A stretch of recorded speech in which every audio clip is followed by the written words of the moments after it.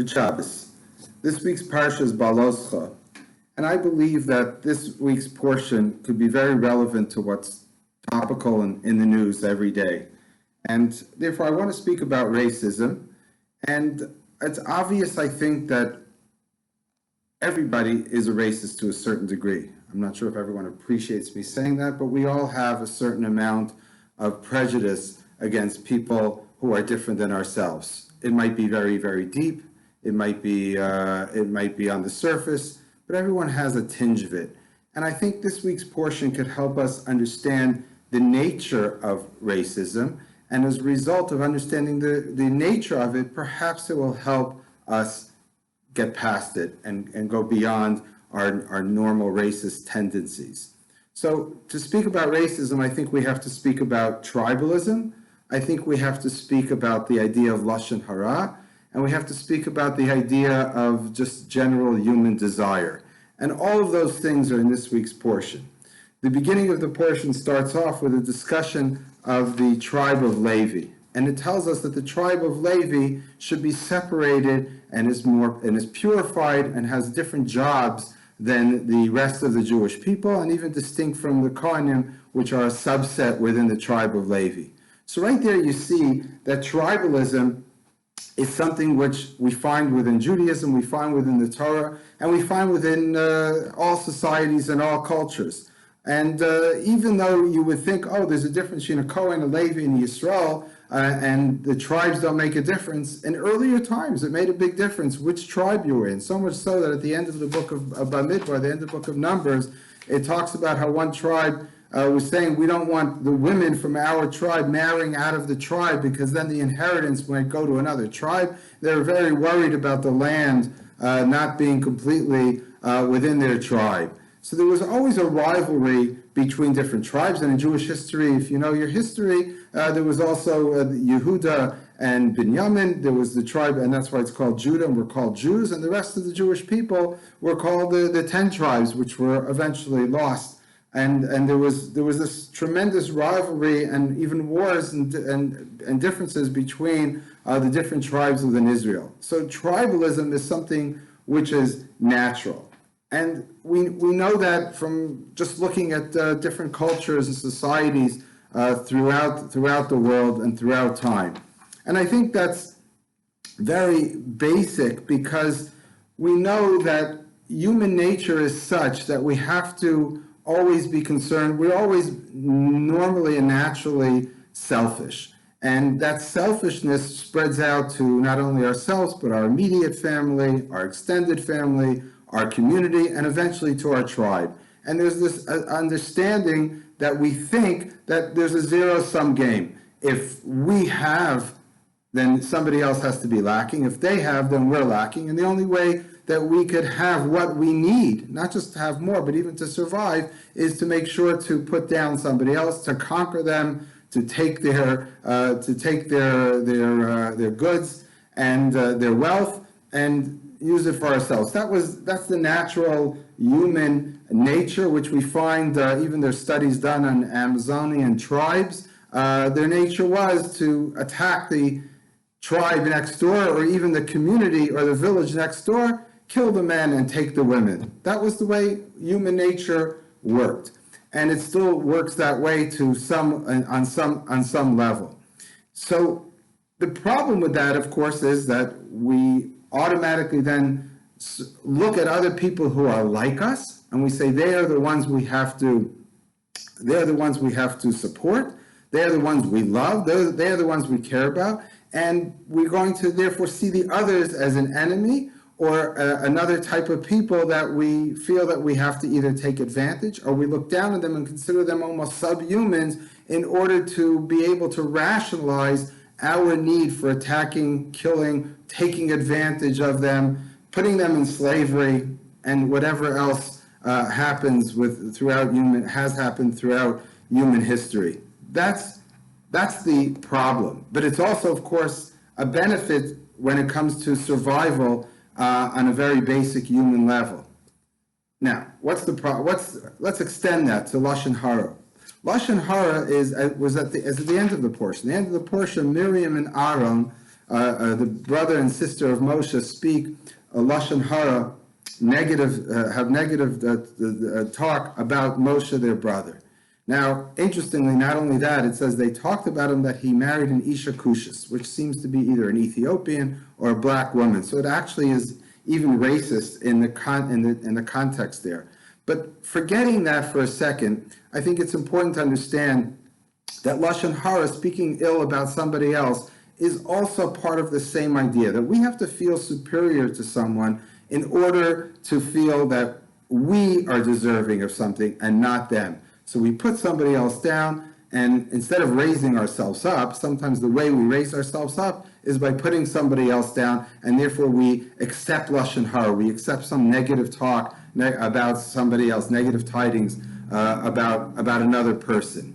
Now, when you think about the fact that we're tribal and that we have this instinct to put down other people and people who don't look like us, then it's much easier to accept the Lashon Hara and the stereotyping of that other nationality, that other race, the other ethnicity, the other color, right? That's the way we'll deal with it. We accept the negative talk, and we makabel Lashon Hara, we accept it, which according to the Torah is the actual, according to tradition, is the worst part of Lashon Hara. It's not even speaking it, it's accepting it. Because by accepting Lashon Hara now, you're treating that person or that tribe or that nation as the other and that they're bad. You've rationalized your behavior and your attitude towards them. And that's really what causes the problem. So we have this instinct to fight and rival another tribe. And then we also have an instinct to accept bad tidings about others who are competitors. And therefore, when we accept that stereotyping of a whole nation, now all of a sudden we could look at them as something which is beneath, or somebody or people which are beneath us. And there's one other element in the Parsha, that all of this, it says that when the Jews were in the desert and they were eating the man, it says they desired, it says hisavu tava, they desired a desire. It doesn't say just they desired food. They were tired of the man in the desert. But it says they desired a desire. And a lot of the commentaries say, why does it repeat that word, that they desired a desire? Since they were missing even not only the fact that it's human nature, but people love to have these desires. We have these needs, we enjoy having the needs, and then we enjoy filling the needs. So therefore we have this need, we have the need to be selfish, to take advantage therefore of other people. We have our human nature is tribalism, and then we accept the stereotypes. Before you know it, you have racism, you have anti-Semitism, you have people looking down at Ashkenazi Jews, look down at Sephardi Jews, and vice versa. You have Asians versus North Americans. It goes on and on and on. And sometimes the closer you get, the worse the rivalry is, because that's where the real rivalry is. When you're two nations right next to each other, those are the ones you have to fight for the wealth and the goods and the produce or whatever it is that's in that country that you need. So understanding all of this, I think, gives us a sense of, okay, now we could, not excuse, of course, but understand where it comes from. We understand why we are that way. It's not just that people are just generally and naturally evil and hate other people. It comes from within our human nature. It's sort of part of our DNA.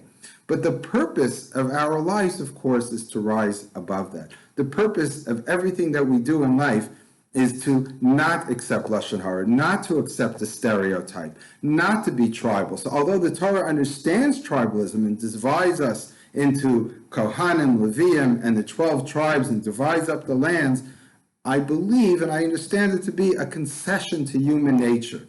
That the Torah takes us through different steps till it works to the ideal.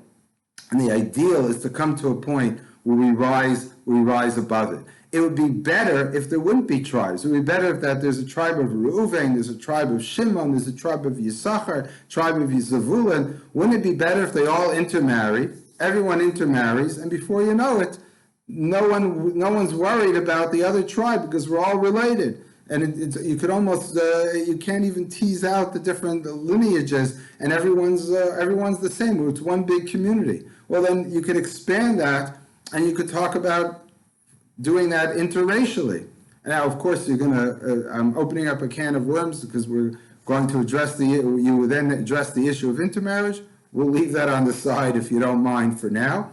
But really, in a sense, any land, any area where the different tribes, the different nations, the different races start to intermarry, the boundaries seem to fall apart. In Israel today, there's a movement, hopefully, where the Ashkenazi Jews and the Sephardi Jews are marrying more and more of each other, and therefore the boundaries are not going to be there anymore, because it's going to be hard to differentiate who's an Ashkenazi Jew and who's a Sephardi Jew. That's great, I think. It's great that we don't know our tribes anymore. I don't know if I come from the tribe of Judah or tribe of Benjamin. It doesn't really matter. We're all the same. And even with the Yisrael and Kohen and Levi, we could have differences, and we might have different jobs. We might have different statuses, maybe even in Jewish law, and different responsibilities. But ultimately, what we have to do is say we're all human beings. In other words, we all trace our lineage back to Noach. We trace our lineage back to Adam and Eve. We all have the same. We all come from the same roots. If we come from the same roots, and we see ourselves as just one big extended family, and we don't see the rivalry as being zero-sum, if we see that really in our modern time, it's unbelievable, because we know that trading with partners, trading with other nations might benefit both of us, rather than having to win a war and a battle, excuse me, and take over their country and their wealth. It could be mutual beneficial if you just trade with each other and treat each other respectfully. The same is true within, obviously, a family, a community, and eventually that's what we have to do, is to erase tribalism and really to erase racism. And I think we have to recognize that no matter how liberal we think we are and how unracist we think we are, deep down we have a little bit of that, most of us. And we have to try to overcome that one way or another. Understanding the roots and understanding the problem helps us understand that the Lashon Hara that we've accepted, the stereotyping that we've accepted, is really there, is part and parcel of undermining the other. And we have to really struggle hard to look at people beneath the surface, not to look at their race, not to look at their ethnicity or even religion. We have to treat all human beings equally. We're all human beings that would go back to the beginning of Bereshit and Genesis. We're all created b'tselem Elokim. We're all created in the image of God. And if we see another human being and we understand that they are b'tselem Elokim, they're in the image of God, the mus Elokim, they're in the likeness of God, then that respect will come naturally, and we'll understand that they're there not to rival us, but to complement each other. And hopefully we all can move in that direction, and the world will hopefully be a better place when we learn this lesson. Sometimes it's difficult to learn the lesson. We have to go through a lot of hard times and even riots in the street to understand, but sometimes I think it's important for it to hit home and realize, yes, we really do have this problem. We really have to overcome it. And I think that's when we want to bring Mashiach, we want to bring a time where everybody is, as I like to say all the time, a quote from the end of Aleinu, Bayamahu, Yashem Echad U'Shmo Echad. At that time, God will be one and His name will be one. Everybody has the same understanding. Everyone has the same principles, the same ethics. Everyone understands each other and respects each other. That's when the world will be a better place to live. Good Shabbos.